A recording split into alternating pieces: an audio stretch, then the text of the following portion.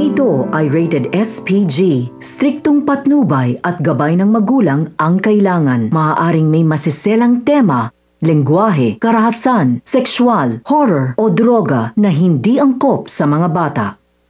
Kung akala nila Tanggol ay wala na talaga silang pag-asa pa na makalaya at mukhang sa kulungan na umano talaga ang bagsak ng mga kagaya nilang kriminal. Hindi alam nila Tanggol ay gumagawa na din ng paraan sina Mang Berting at Ramon upang sila ay makalaya sa kulungan bago pa man sila mailipat sa city jail. Inutos nga ni Ramon kay General na gawan umano ng paraan ang kaso nila Tanggol. Kaya naman ginawa ni General kung paano nila binayaran ng judge na may hawak sa kaso nila Angkong. Kaya nakalaya ang mga ito. Ganon din ang ginawa ni General para sa kaso nila Tanggol.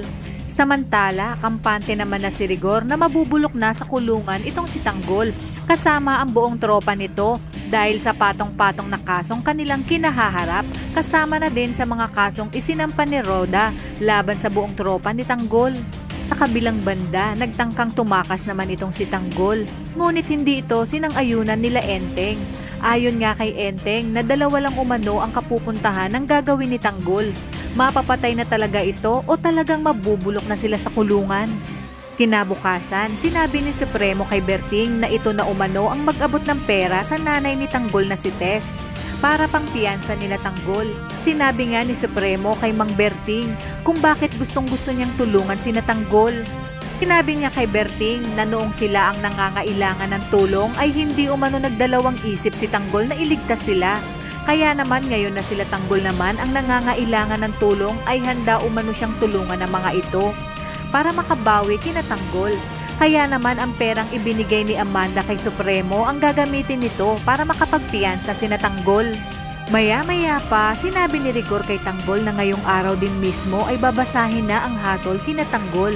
Kaya naman sinabi ni Rigor kay Tanggol na mabubulok na ito sa kulungan at hindi na nito matitikman ang kalayaan. Dahil ito umano ang nararapat sa kanya dahil isa itong demonyo. Ayon pa kay Rigor na natapos din umano ang problema niya kay Tanggol dahil simula ngayon ay mabubulok na ito sa bilangguan.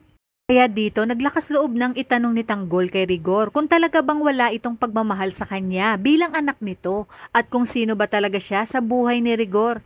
Dahil simula umano pagkabata ay demonyo na ang turing sa kanya ni Rigor. Dumating na ang abogadong pinadala ni Ramon para kina Tanggol, kaya laking gulat nitong si Rigor kung sino umano ang nagpadala ng abogado at kung sino ang tumutulong dito kina Tanggol. Kasabay ng pagdating ni Berting na dala ang pera na pangpiyansa nila Tanggol.